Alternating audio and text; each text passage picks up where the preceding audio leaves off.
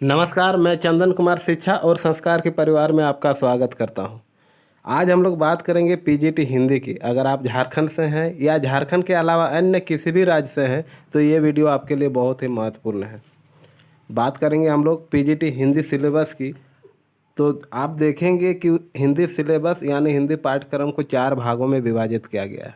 पहला, हिंदी भाषा का इतिहास, जिसे हम लोग पूरा कर चुके हैं, पूरा अच्छे से देख चुके हैं। उसका सभी वीडियो आपको डिस्क्रिप्शन बॉक्स में या तो पिछले वीडियो में मिल जाएगा। फिर है हिंदी साहित्य का इतिहास। इसे भी हम लोग एक एक करके क्रमबद्ध तरीके से हर एक चैप्टर, हर एक टॉपिक को कर लिए हैं, अच्छे से देख चुके हैं। उसके बाद पद कृतियाँ के अंतर्गत कबीर ग्रंथावली को देखें, भ्रमर गीत सार सूरदास के, फिर रामचरितमानस तुलसीदास के, फिर सूर्यकांत त्रिपाठी निराला के। आज राग विराग के अंतर्गत राम की शक्ति पूजा को देखेंगे, जिसके संपादक कौन है? रामविलास शर्मा। तो चलिए देर न करते हुए शुरुआत करते हैं आज का महत्वपूर्ण टॉपिक, राम की शक्ति पूजा को। राम की शक्ति पूजा, राम की अर्थात ईश्वर राम, शक्ति की पूजा, शक्ति यानी देवी दुर्गा की पूजा। राम की शक्ति पूजा निराला की सर्वश्रेष्ठ कृति है। निराला छायावाद के अन्यतम कवि हैं और छायावाद आधुनिक काव्य का स्वर्ण शेखर है। इस प्रकार राम की शक्ति पूजा आधुनिक हिंदी कविता की उपलब्धि का मानदंड है। कथा प्रसंग की अगर बात करें तो इस कथा प्रसंग का मूल आधार 15वीं सदी के बांग्ला कवि कृतिवास ओझा की रामायण से है। कृतिवास ने देवी भागवत, कालिका पुराण आदि शाक्त ग्रंथों और बांग्ला जन समाज में प्रचलित लोक वार्ता से सूत्र ग्रहण कर मौलिक रीति से इसका वास्तु विधान तैयार किया गया है। बात करते हैं कृतिवास रामायण के लंका कांड में प्रस्तुत कथा की रूपरेखा इस प्रकार है। सभी सेनाध्यक्षों और अंत में अपने अजय पुत्र मेघनाद के विनाश के बाद रावण स्वयं युद्ध भूमि में अवतरित हुआ और राम रावण का भीषण द्वंद्व आरंभ हो गया। राम के अमोघ प्रहारों से आहत होकर रावण को यह आभास हुआ कि राम मनुष्य न होकर साक्षात भगवान है। अतः वह अस्त्र शस्त्र त्याग भक्त की मुद्रा में राम के सामने आकर खड़ा हो गया और राम की स्तुति करने लगा। तुम विश्व के आराध्य हो, तुम ही सृष्टि हो, स्थिति हो और प्रलय हो। हे दयामय, मेरा अपराध क्षमा करो। इस प्रकार 20 हाथ जोड़कर राजा रावण एकटक देखता रहा। उसी बीच नेत्रों से लगातार आंसू गिरने लगे। रावण की यह भक्ति विभोर मुद्रा देखकर राम द्रवित हो उठे। सीता का उद्धार न हो सका, राजपाट की कोई जरूरत नहीं, फिर से वन चला जाऊंगा। यह रावण तो परम भक्त है, इसको कैसे मारूं? कहकर राम ने धनुष बाण फेंक दिए और विमुख होकर रथ पर बैठ गए। यह दृश्य देखकर इंद्र आदि सभी देवता अत्यंत चिंतित हुए, क्योंकि इस प्रकार तो रावण वध की सारी योजना ही विफल हो रही थी। अतः उन्होंने वाग्देवी से प्रार्थना की कि आप रावण के कंठ में बैठ जाएं, जिससे कि वह फिर शत्रुभाव से राम के प्रति कटु शब्द कहने लगे। वाग्देवी तत्काल ही रावण की जिह्वा पर बैठ गईं और वह युद्ध के लिए राम को ललकारने लगा। राम रावण का भयंकर युद्ध आरंभ हो गया। राम ने कालचक्र के द्वारा रावण का सिर काटकर गिर गया, किंतु वह तुरंत ही फिर वहीं लग गया। इस प्रकार राम विविध अस्त्रों का संधान कर रावण के सिर काटते थे, किंतु वे फिर आकर लग जाते थे। राम ने 100 बार रावण के सभी सिर काट गिराए, पर वे तुरंत ही यथास्थान आकर लग गए। उधर रावण क्रोध से उन्मत्त होकर वानर सेना का संहार करने लगा। यह देखकर हनुमान रावण के सामने आ गए और ब्रज के समान मुष्टि प्रहार कर उन्होंने रावण को मूर्छित कर दिया। सचेत होकर रावण ने फिर युद्ध आरंभ किया, किंतु कुछ समय तक भीषण संग्राम के बाद वह रक्त से लथपथ होकर धूलि में गिर गया और आर्त स्वर से अंबिका की स्तुति करने लगा। हे माँ तारिणी, तुम कहाँ हो? मुझ पर दया करो, इस समय दर्शन देकर मेरी रक्षा करो। हे जगत पालिके, तुम दिनों की जननी हो, इस दुखी सेवक की और करुणामय दृष्टि से देखो। राम के साथ इस युद्ध में संकट में फंस गया हूँ। संसार में और कोई मेरा सहारा नहीं है। शंकर ने मुझे त्याग दिया है, इसलिए तुम्हें पुकारता हूँ। कृपा दृष्टि डालकर मेरा शोक दूर करो। आदि आदि। स्तुति से प्रसन्न होकर हेमवती प्रकट हुई और रावण को गोद में लेकर रथ पर बैठ गई। रावण को आश्वासन देती हुई कहने लगी, हे वत्स दशानन, मत रो। अब तुझे कोई भय नहीं। यदि शंकर भी आ जाए तो मैं उनसे भी युद्ध करूंगी। कृष्णवर्णा काली गोद में दशानन को लिए बैठी थी। उनके रूप की छटा से अंधकार नष्ट हो गया। सघन मेघमाला के समान उनकी केश राशि झलक रही थी। ऐसा लगता था मानो श्यामा रूप में नीली सौदामिनी हो। श्यामा रूप यानी काली का रूप धारण कर ली हो। हाथ पैर के नखों से चंद्रमा की ज्योति प्रकट हो रही थी और बिंबाधर पर मंदहास शोभा दे रहा था। भगवती के इस अभयदान से रावण के सारे क्लेश दूर हो गए और वह घोर गर्जन तर्जन कर बाणों की वर्षा करने लगा। राम जब युद्ध के लिए आगे बढ़े तो रावण के रथ पर आसीन हेमवती को देखकर भयभीत हो गए और धनुष बाण फेंककर उन्होंने मातृरूपी भगवती को प्रणाम किया। राम के लिए एक विषम स्थिति उत्पन्न हो गई थी, क्योंकि स्वयं जलदवर्णी कालिका रावण की रक्षा कर रही थी। राम तथा विभीषण आदि उनके पार्षद चिंता त्रस्त हो गए और उधर देवगण भी भयाकुल हो उठे। अंत में इंद्र ने ब्रह्मा से प्रार्थना की। ब्रह्मा ने कहा कि चंडी पूजन के अतिरिक्त अन्य कोई उपाय नहीं है और उन्होंने इस कार्य को संपन्न करने के लिए अकाल बोधन किया। इधर राम निराश होकर सोच रहे थे कि मुझसे रावण का वध नहीं हो सका, जनक नंदिनी सीता का भी उद्धार न हो सका। व्यर्थ ही इतना परिश्रम किया, सारे वानरों को एकत्र किया, सागर को बांधा। व्यर्थ ही मैंने इतने राक्षसों का संहार किया। व्यर्थ ही लक्ष्मण को शक्तिबान का आघात सहना पड़ा। अब सब उपाय शून्य हो गया। यह सोचकर रघुनाथ स्वयं रोने लगे। धूल में नीलकमल की भांति लौटने लगे। लक्ष्मण और वीर हनुमान भी रोने लगे। सुग्रीव, अंगद, नल, नील, जामुवान सभी युद्ध छोड़कर रोदन करने लगे। यह दृश्य देखकर एक बार फिर इंद्र ने ब्रह्मा से प्रार्थना की और उन्होंने स्वयं राम को जाकर अकाल बोधन के द्वारा देवी की आराधना करने का परामर्श दिया। यह सुनकर राम पहले तो चिंतित में पड़ गए, क्योंकि अकाल बोधन का कोई मुहूर्त ही नहीं था। किंतु ब्रह्मा ने जब उन्हें बताया कि षष्ठी कल्प पर बोधन किया जा सकता है तो राम बड़े प्रसन्न हुए, यानी खुश हुए, और उन्होंने सागर के तट पर विधिपूर्वक षष्ठी कल्प आरंभ कर दिया। षष्ठी के बाद क्रमशः सप्तमी अष्टमी बीत गई। नवमी को राम ने पूरे समारोह के साथ अनेक प्रकार के फल फूल एकत्र कर पूजा अर्चन किया और एक आसन पर बैठ भक्तिभाव से देवी का ध्यान करने लगे। अब देवी से नहीं रहा गया। वे अदृश्य रूप से आकर पूजा के घट में अधिष्ठित हो गई और राम की पूजा ग्रहण करने लगी। किंतु विधिपूर्वक पूजा संपन्न होने पर भी जब देवी प्रकट नहीं हुई तो राम अत्यंत व्याकुल हो गए। तब विभीषण ने कहा, अब एक ही उपाय शेष है।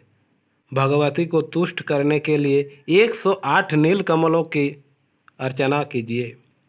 पृथ्वी पर केवल देवी दह में ही यह देव दुर्लभ पुष्प मिलता है।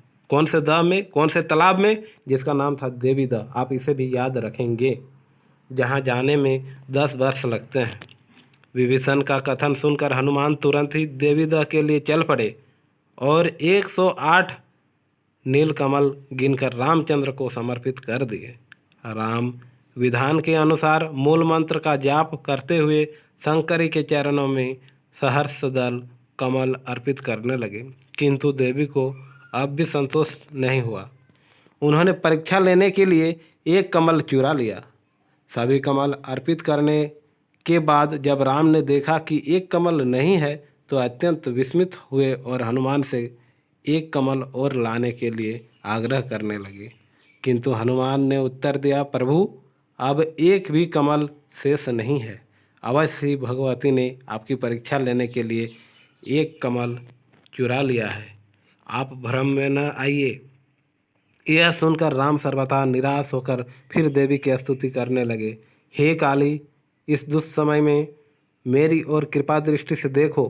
हे माँ, क्या बताऊँ, जन्म से ही दुख सह रहा हूँ।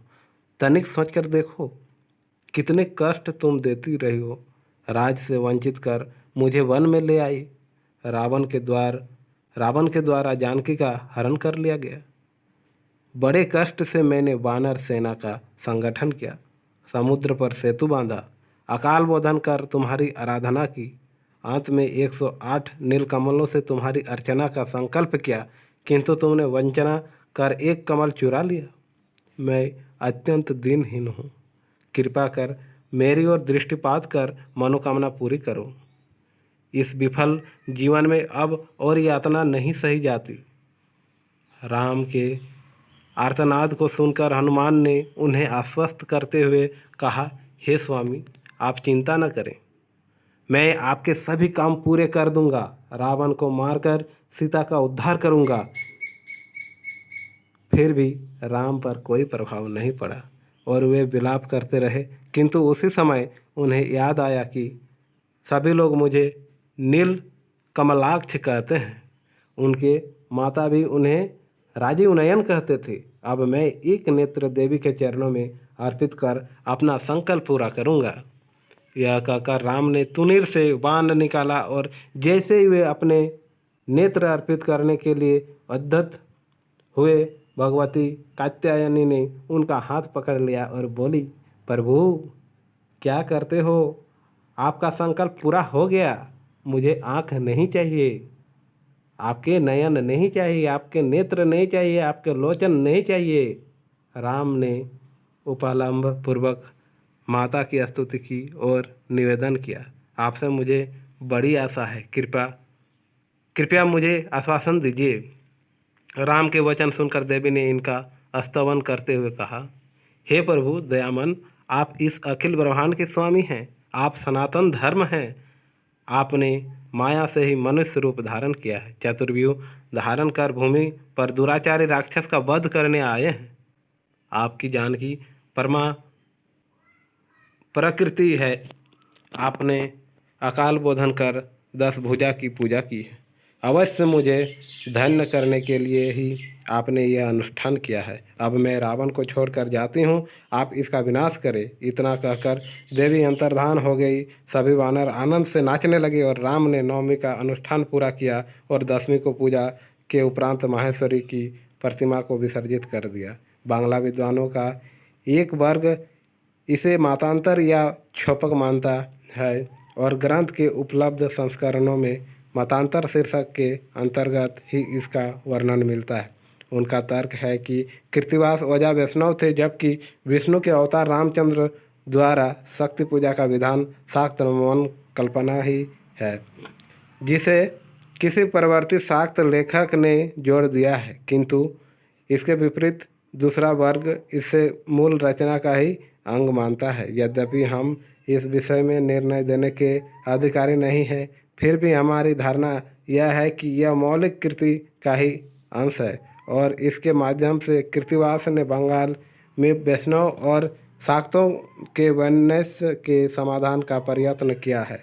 जैसा कि उत्तर भारत में वैष्णवों और शैवों के विवाद का सामना तुलसीदास ने किया था। निराला बांग्ला साहित्य के पंडित थे और यह विवाद उनके सामने भी रहा होगा।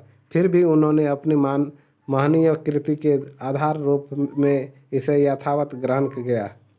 अंत में एक बात स्पष्ट है और वह यह है कि उपर्युक्त प्रसंग की मौलिकता का प्रश्न राम की शक्ति पूजा की व्याख्यान विवेचना के लिए प्रासंगिक नहीं है, क्योंकि इससे संबंध विवाद सांप्रदायिक है, जबकि निराला की कविता की मूल चेतना सर्वथा आधुनिक है।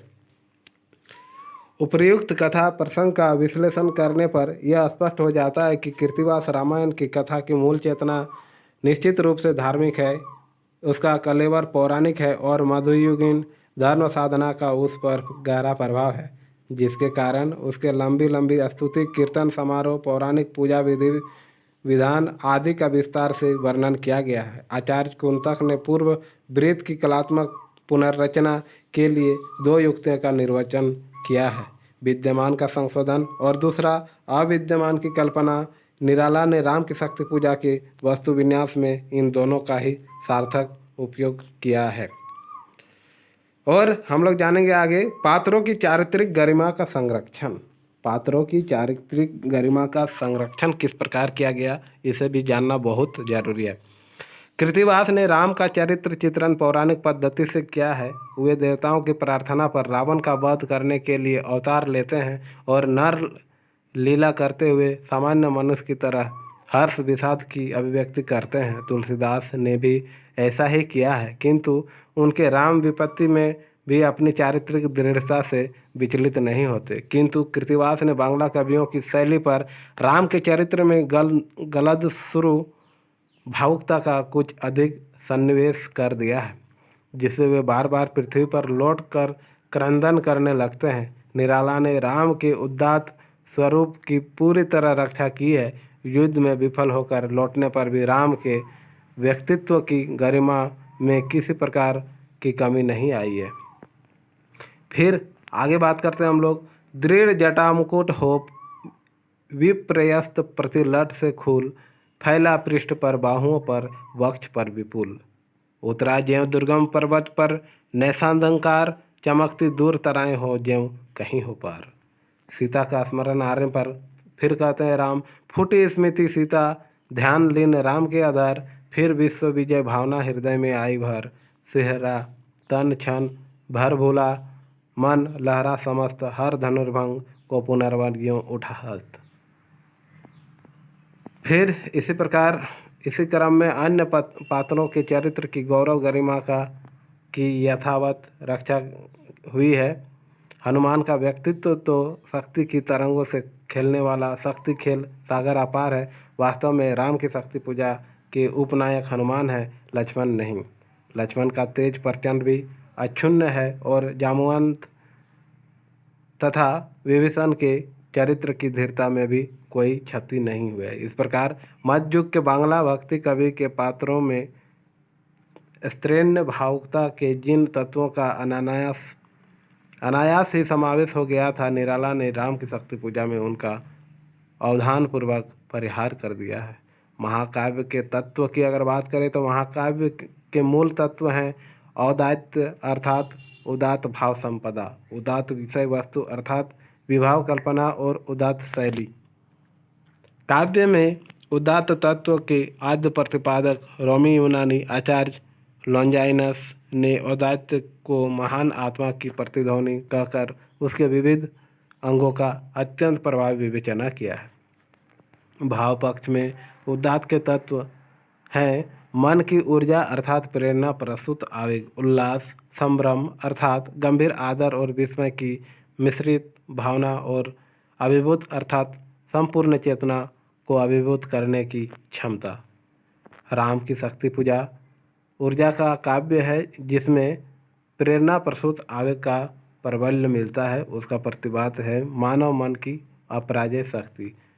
वह रहा एक मन और राम का जो न थका, जो नहीं जानता दैन्य, नहीं जानता विनय, कर गया भेद वह मायावरण प्राप्त कर जय। सिहरा तन क्षण भर भूला मन, लहरा समस्त, हर धनुर्भंग को पुनर्वार ज्यों उठा हस्त। फूटी स्मृति सीता ध्यान लीन राम के आधार, फिर विश्व विजय भावना हृदय आई भर। ऊर्जा और आवेग की दृष्टि से हनुमान का आकाश अभियान अप्रतिम उदाहरण है। शक्ति की तरंगों से खेलने वाले सागर के साथ हनुमान के आवेग के रूपकात्मक तादात्म्य के द्वारा प्राणों की भी ऊर्जा का ऐसा उदात्त वर्णन अन्यत्र दुर्लभ है। इस प्रकार राम की शक्ति पूजा में महत्वपूर्ण बिंदु, महत्वपूर्ण तथ्य श्री राम, सीता, हनुमान आदि भक्तों के द्वारा, आदि पात्रों के द्वारा किया गया है, जिसे जानना बहुत जरूरी है। और उधर शक्ति साधना आरंभ करने से पूर्व राम की आत्मा के दिव्य उल्लास का चित्रण इस प्रकार किया गया है।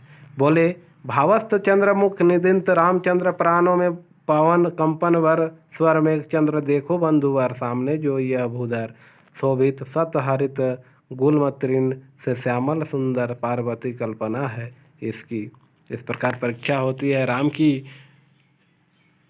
माता पार्वती यानी माँ दुर्गा के सामने। विवाह पक्ष में लॉन्जाइनस ने 3 प्रमुख तत्वों का निर्वचन किया है: अनंत विस्तार, असाधारण शक्ति तथा उद्दाम वेग और अलौकिक ऐश्वर्य। राम की शक्ति पूजा में इन तीनों तत्वों का यथा प्रसंग अत्यंत प्रभावपूर्ण चित्रण मिलता है।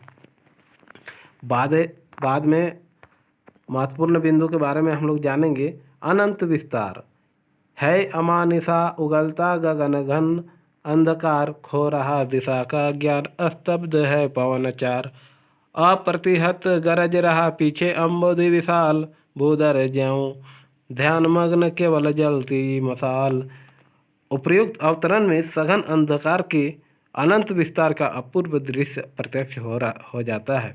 असाधारण शक्ति और उद्दाम वेग, युद्ध में प्रतिपल परिवर्तित व्यूह भेद कौशल समूह, हनुमान का अभियान, तोरता बंद प्रतिसंग धरा हो, स्फीत वक्ष दिग्विजय अर्थ प्रतिफल समर्थ बढ़ता समक्ष। अलौकिक ऐश्वर्य की अगर बात करें तो देखा राम ने सामने श्री दुर्गा भास्वर, वाम पद असुर स्कंद पर रहा दक्षिण हरि पर, ज्योतिर्मय रूप हस्त दस्त विविध अस्त्र सज्जित, मंद स्मित मुख लख हुई विश्व की श्री लज्जित।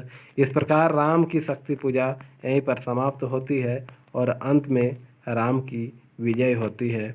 इस प्रकार माता दुर्गा उन्हें परीक्षा लेते हैं राम को, और हालांकि इसमें दिखाया गया कि असत्य में सत्य का जीत होती है और वास्तव में राम इसमें विजय होते हैं। इस प्रकार राम की शक्ति पूजा हमारे पीजीटी के सिलेबस में है, इसे पढ़ना बहुत ज़रूरी है और इसके मूल किताबों को आप अवश्य पढ़ें ताकि आपकी सफलता निश्चित हो सके। और वीडियो को अंत तक देखने के लिए आपका बहुत बहुत धन्यवाद।